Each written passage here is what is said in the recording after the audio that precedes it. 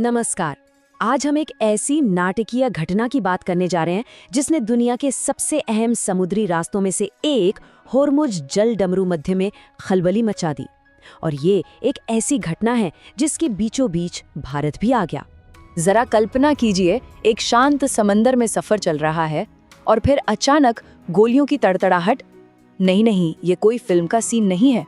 ये वो हकीकत है जिसका सामना उन भारतीय नाविकों को करना पड़ा जिनके लिए एक आम सी दोपहर अचानक से जिंदगी और मौत का खेल बन गए।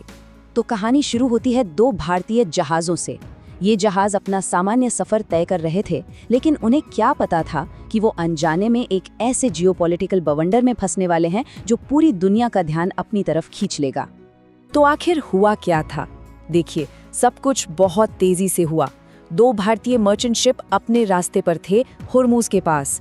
तभी अचानक ईरानी रेवोल्यूशनरी गार्ड की गनबोट्स ने उन्हें घेर लिया और खबरें आईं कि बिना किसी वार्निंग के गोलीबारी भी हुई।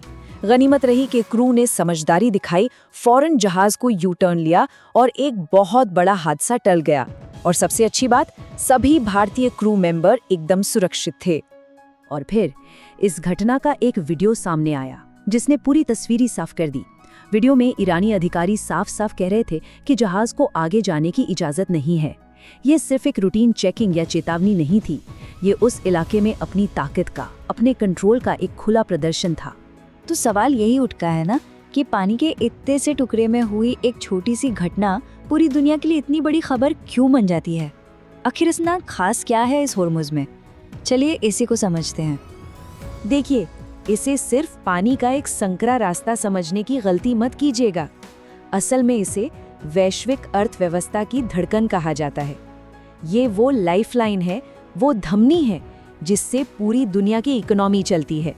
और ये आंकड़ा देखिए, 20%।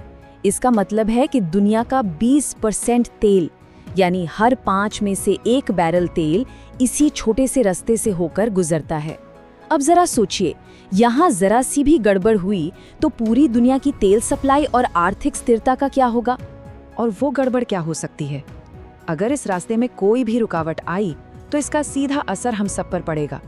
पेट्रोल डीजल की कीमतें आसमान छूने लगेंगी, सामान लाने ले जाने का खर्च बढ़ जाएगा और पूरी दुनिया की अर्थव्यवस्था एक गहरे संकट में फंस सकती है। अब देखिए, ये जो घटना हुई ना, ये कोई अकेली या अचानक हुई घटना नहीं है। इसके पीछे दशकों से चला आ रहा एक बहुत बड़ा टकराव है। ईरान और अमेरिका के बीच की वो रस्साकशी जिसने इस पूरे इलाके को एक ज्वालामुखी बना दिया है। इस टकराव में दो मेन खिलाड़ी हैं। एक तरफ है अमेरिका, जिसकी स्ट्रैटेजी है मैक्सिमम प्रेशर, यानी कड़े आर्थिक प्रतिबंध लगाओ, अपनी मिलिट्री बढ़ाओ और ईरान को दुनिया में अलग थलग कर दो। तो दूसरी तरफ ईरान प्रतिरोध की नीति से जवाब दे रहा है और इसमें होर्मुज पर उसका कंट्रोल उसका सबसे बड़ा हथियार है। और अमेरिका की तरफ से जो बयान आते हैं वो भी इस तनाव को और बढ़ाते हैं। जैसे पूर्व राष्ट्रपति डोनाल्ड ट्रंप की ये हालिया चेतावनी जो साफ दिखाती है कि हालात कितने गंभीर हैं और बातचीत की गुंजाइश लगातार कम होती जा रही है। और ईरान का जवाब वो भी बिल्कुल साफ है। वो किसी भी दबाव के आगे झुकने वाले नहीं हैं। ईरान के लिए ये सिर्फ एक राजनीतिक खेल नहीं है, बल्कि ये उनकी राष्ट्रीय संप्रभुता और अपने सम्मान की लड़ाई है। और इस पूरी खींचतान के बीच में फंस गया है भारत। ये हमारे लिए एक बहुत ही मुश्किल कूटनीतिक चुनौती है। हमें एक बहुत ही नाजुक संतुलन बनाना पड़ रहा है। देखिए, हमारे लिए दांव पर बहुत कुछ लगा है। हमारी एनर्जी सिक्योरिटी, मतलब हमारे लिए तेल और गैस की सप्लाई इसी रास्ते पर निर्भर है।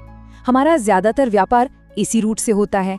और सबसे जरूरी, हमारे हजारों भारतीय नाविकों की सुरक्षा का सवाल है।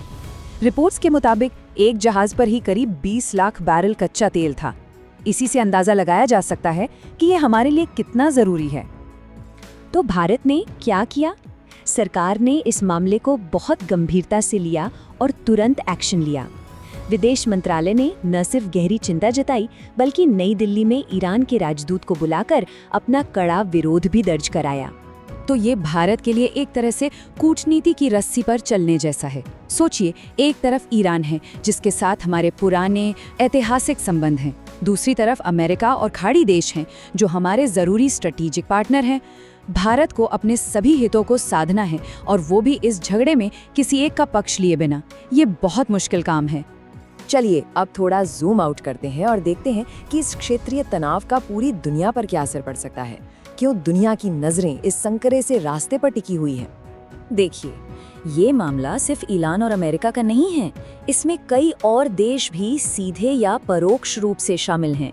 भारत, इजराइल, सऊदी अरब से लेकर रूस और चीन तक हर बड़े देश के हित इससे जुड़े हैं और यही बात इस मामले को और ज्यादा जटिल और खतरनाक बना देती है। मतलब हालत एक बारूद के ढेर जैसी है।